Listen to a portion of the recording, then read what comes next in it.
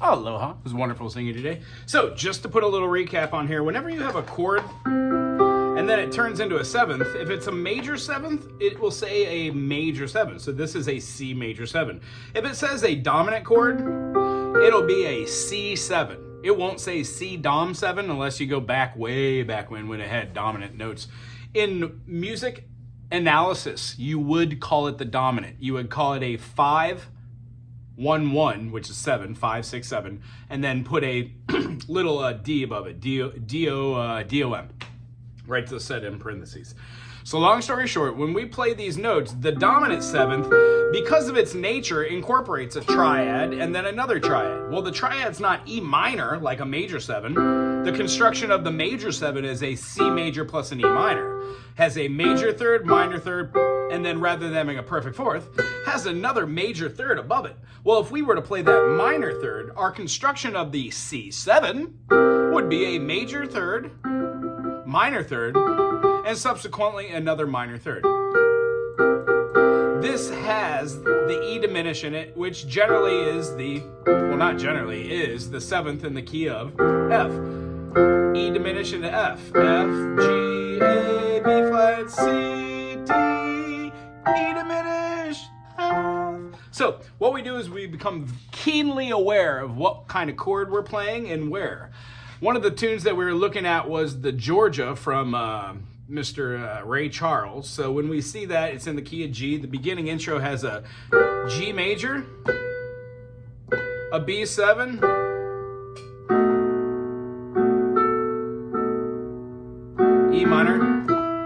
E minor 7 to boot, to a C. C sharp diminished, which is also an A7. So it's a 5 dominant. That's a wonderful explanation of the intro of Georgia on how an A7 or a C sharp diminished can lead right back into D7, which is the secondary diminished or secondary dominant of G. So just in the intro of Georgia as our example today, you've got a hat on a hat. You have a secondary dominant being played right after a diminished chord. If you chose to write that C sharp diminished as an A7, it would have been a hat on a hat utilizing the function.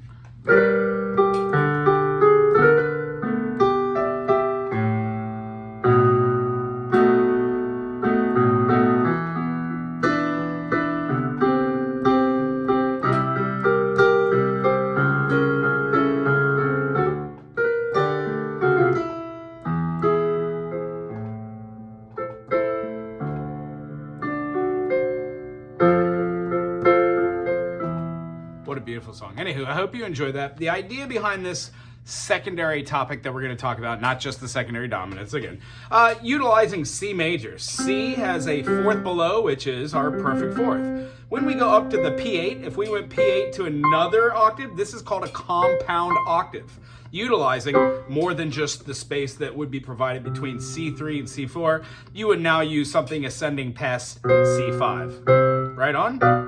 So, when we play a C and a G, we can go both ways. Try them with the both same fingering. Get this going on so you get your motion of this feeling. Then try to be stagnant. Use just chords going down and then try alterations.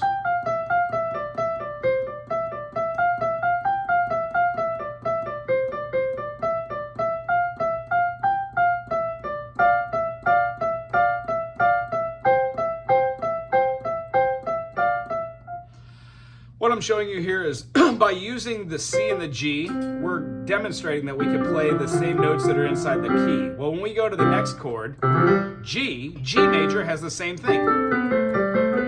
That's a pretty cool thing to know, that no matter what you're playing in,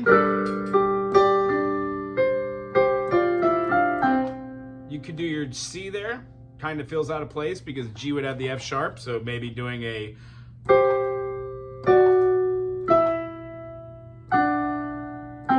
would have worked because the F sharp's in there, but since in G, we generally, in this song, we're playing everything in dominant, maybe, maybe not. The idea is to work on it and see what does work and what doesn't. You become very aware of that, and then you start working with it.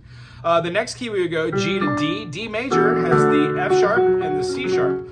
So when we play the D here, and then we play its fifth, the A, but down here as a fourth, we would exhibit playing all the notes that are inside the key, up to those 5 notes. What we do is we learn that in C and G, there are no aberrations, right? We have just our, and then in C, they sounded great together. They build the tension and then they release it. Because we're utilizing the function of the dominant and the tonic at the same time. Dual purpose. So when we move to the key of D,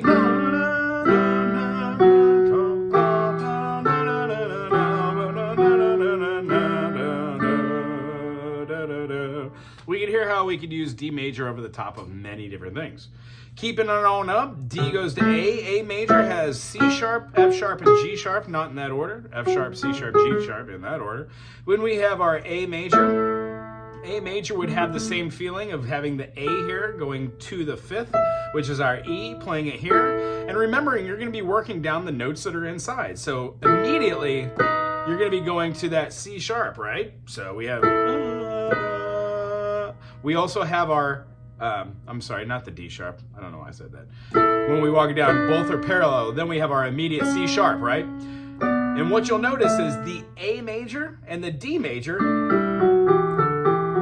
are going to feel the same with that middle finger playing the F sharp here. And in this case, it's going to be playing the C sharp, right? So the concept behind this is when we move these down, you will find yourself doing relatively the same thing in like keys, and you just remember that. You hold on to that. Now, rather than me showing you what all those keys are, go through them on your own, utilizing the circle of fifths. C major, G major, D major, A major, E major, B major, F sharp major, and then we're going to have C major, C sharp major at the end. If you want, you could go the other way with F. Then we're going to hit our B flat major. B flat major begets the E flat major. We're going to go from our E flat major to A flat major to D flat major. See where we're going with this? D flat major to G flat major. G flat major is going to go to our last but not least C flat major, which is going to be our B again. And then we're back around the circle of fifths, ready to do it again. I hope that made sense. Try to utilize that. And then the last thing I wanted to show you, if you're utilizing something of what we learned today, like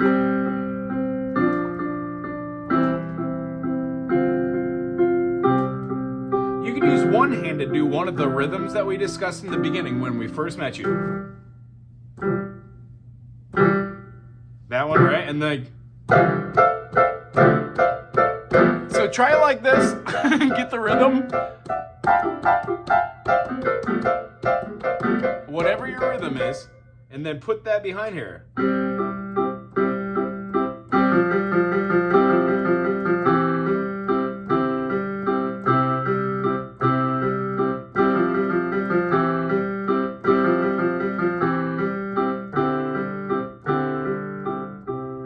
Once you get the hands together, add dynamics and different notes. You can even go up out of the scale and try pentatonics.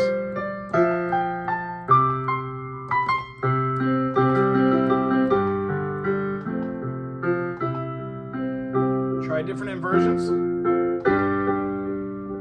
Move to the minor 6, back to the 5, to the 4, maybe throw in a diminished with a alt bass note,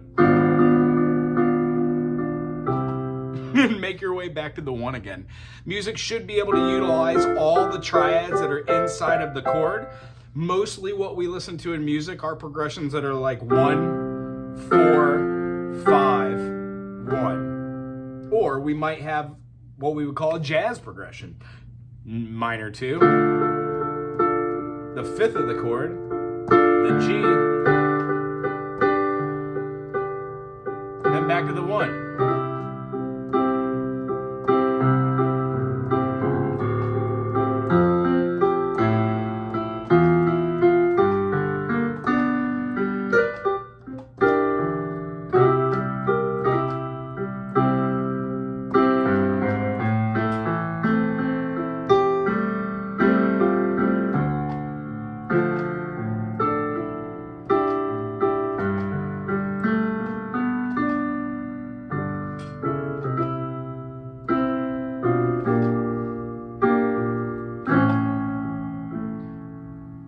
When you feel comfortable enough, you could do what I just did. I took a chord progression that was just three chords, C major, G major, and F, and I moved out of C into A major.